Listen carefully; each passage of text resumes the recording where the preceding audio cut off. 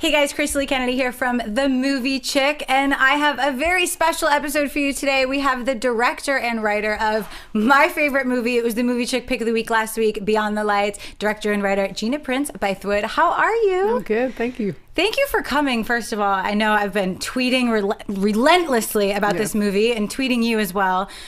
This film was so much fun to watch, and there were some unexpected things, and I know we talked a little bit earlier, and I don't want that to be hard to hear because I've always loved your work. But when I signed up to go see this movie, I knew I was going to get a great romance. I knew I was going to get great story. I didn't expect for it to be so personal, is where my unexpectations came from. So when you started, I know you've worked really hard on this project, and I know that this was something that almost didn't get made so many times. And I love that you're talking about it because it's a really important reason. So I'd love for you to tell us why this was so hard for you to get made. It's interesting because there's a couple reasons why I wanted to make it. Foremost, I wanted to make a love story. I love love stories, and it's been a while. I wanted to make a music film as well. But there was also something I needed to deal with. You know, being a writer for me is great therapy, and someone close to me had tried to commit suicide. So I wanted to deal with that and put out into the world this choose life. And it's interesting that when I went out to the studios with it, that was one of the things that they balked at, was the suicide attempt in the film. And would I take that out? But I couldn't. It was too important to the DNA of the story. And then the other, honestly, the other issue is that there were two people of color in the lead. And, that is very tough to hear because for me, what I hope is that my films are universal. I mean, it's a love story first and foremost, and it's a music film. And the same way that I love The Notebook and love watching Ryan and Rachel, I hope that people can feel the same way about my characters as well. So that was the biggest fight, to try and find a studio that would let me cast it the way I wanted to and tell the story I wanted to. And thankfully, after 2 long years, I came to Relativity and BET. Now you're going to make me cry because I shared this with you before, but the reason why the film was so close to me is like you, I needed to do a little healing as well. And I had a friend that I lost to suicide.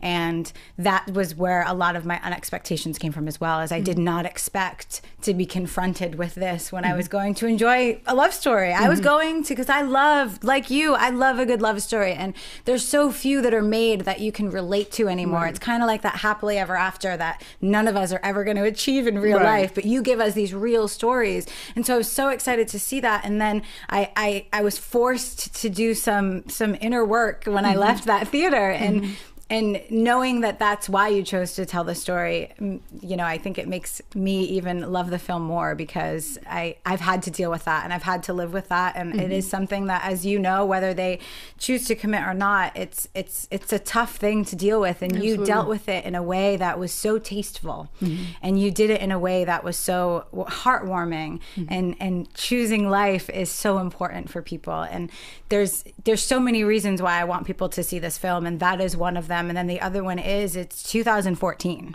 Like, people, we should not in 2014 be having a problem casting actors no matter what color they are. Absolutely. Like, I don't understand how we're still even having this conversation. And I keep trying to tell my viewers and my listeners that if you have a problem with it, the only way to tell the studios is by showing up at the box office. Absolutely. Like, you got to go buy that ticket. Yes.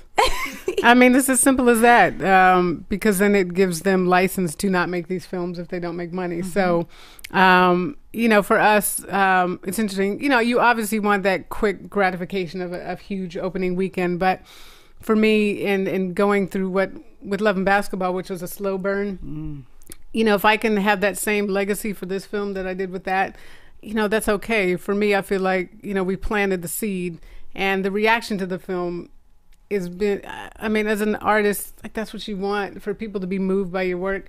So, great reviews, and people are moved by it. So the hope is that people, good word of mouth, that it'll just continue to build.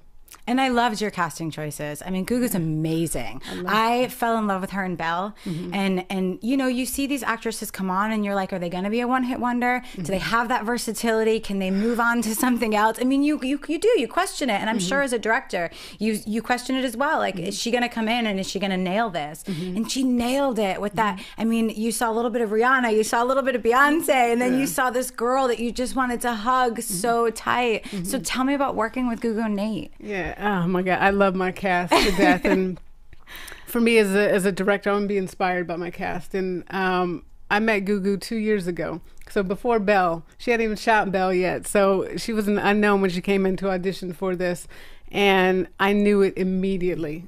The second she started reading, I could not take my eyes off her. She has such this innate vulnerability where you just care about her, and that is unique, and that is what's going to make her a star. And she really is a star. And she's got insane work ethic, and she needed that for this. She is much closer to the character in Belle than she is in this. I mean, this is 180 degrees from her. Really? So it was really, I mean, she knows nothing about hip hop R&B, you know. So it was really indoctrinating her into the world. It was months and months of work, but it was fun because it was, I mean, hip hop R&B is my world. I love the music. The problem is I don't love where it's going right now with the hypersexuality. But, you know, for Gugu, I got her this great choreographer named Lorianne Gibson who worked We love Lori. Yeah, so who doesn't? I knew that was the only person that could do it. And I felt that, honestly, she would mirror what her mother would have been in the film, that relentless drive and that, you know, enthusiasm, but also just hard and pushes you. And so it was months in the studio, dance studio with Lorianne Gibson and Gugu. And Gugu comes from a ballet background, so at least she can dance. But it is, you know, our whole thing Two was different worlds. Turning her ratchet. That was the key word, and getting her used to just creating that hypersexuality and that uber confidence. And what Lorianne said was forcing Gugu to tap into a narcissism. I mean, the clothes that she wears in this film, you know, we had two statements. Every time she steps out, she has to make a statement, and the less she wears, the less you see of her. Yes. And that helped Gugu as an actress and a person be able to climb into those outfits and not let them bury her, because, like, you have to wear it. Yeah. I mean, if you're wearing straps and that's it, you have to tap into something and own. Exactly, you've got to own it. And she did. And then it was hours in the studio with The Dream and working with a vocal coach named Deborah Bird, and who works with American Idol and Voice. And it was really creating an artist, because we had to have that authenticity. If you don't believe Gugu as an artist, you're not going to believe the film. And yes, it would have been easier to go with a real musical artist, which I had contemplated early on. But I think why it works is because Gugu is, you know, unknown. So you're not going in with any expectations or any baggage. You are just believing what is up on screen. And she is so vulnerable, and you just get that from her. And God, Nate was so much fun to watch. And we just, I think as viewers, we wanted a few more shirtless scenes.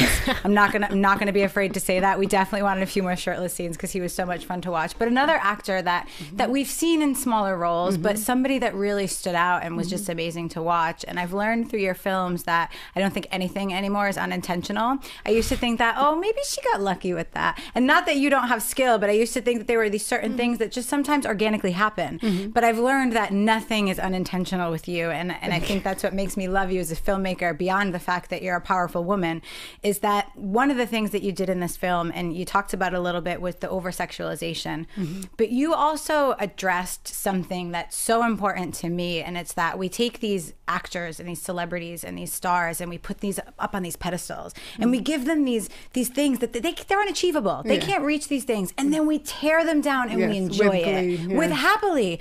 And you approached that, not only is this a person, but it's a human being who has family and who has feelings and is dealing with those things that they're seeing on Twitter. They're seeing, you talked about social media, you had the paparazzi, you had the selling of the stories. I mean, I literally got asked today for a quote on my friend, which happened a year and a half ago. Today. So you touched on all of those issues with the paparazzi, with the Twitter, with the social media, and I that had to be super deliberate, and you had to have, you want people to see that, and I love that because it goes again with your storytelling, which is brilliant to me. Oh, thank you. I mean, social media has changed everything. I mean, it's crazy. And the beautiful thing about it is it just condenses the world. It brings us so much closer together. It also gives artists an ability to immediately get feedback and interact with their fans. But there's a really ugly flip side to that, which is it just gives people license because of the anonymity to say anything.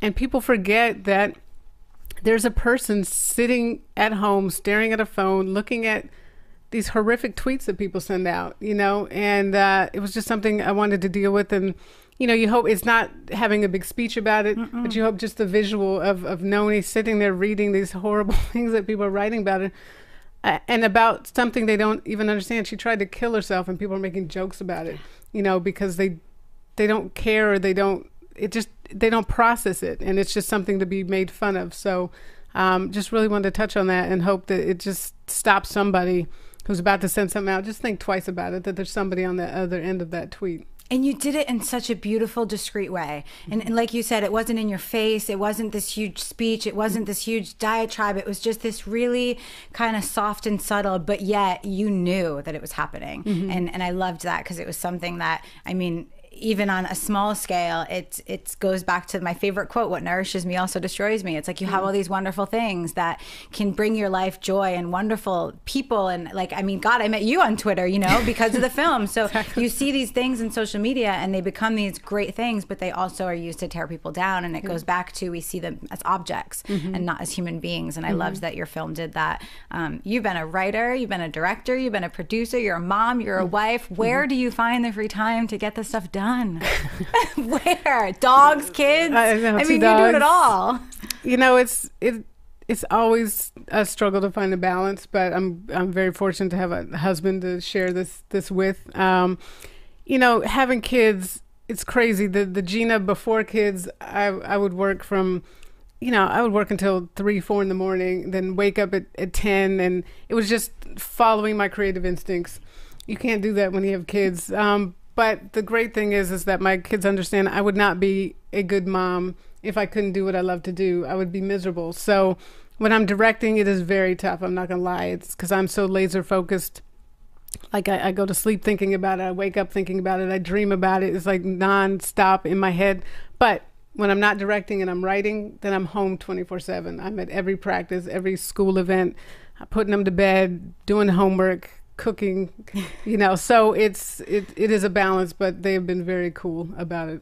Nice. I like that. Supportive kids. Yes. You need those. You need those. And I've loved Beyond the Lights, and I want everyone to go out and see it because it's such an important film and it's a beautiful film. And like I said, you know, we can't tell the studios that we want these films made and that there should be casting problems in 2014. It blows my mind. So they need to, you know, get out to that box office. But before I let you go, I do also want to just ask you about being a woman in this business, because I know one of the things of me starting my website was that there's so few women talking about film that really love the business and know the business and want to be a part of the business. And I feel like there's so few women that do this. So does that deter you at all, or does it make you want to work that much harder?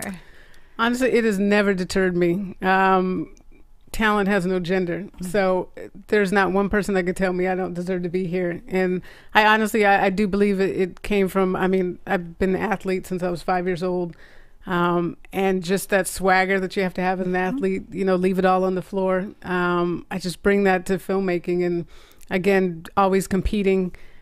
It's just a competition. So, you know, for me, when I step on set, like it's my set. If you have a problem with it, that's on you. It's not on me, you know? So, it just never crosses my mind that I should not be here.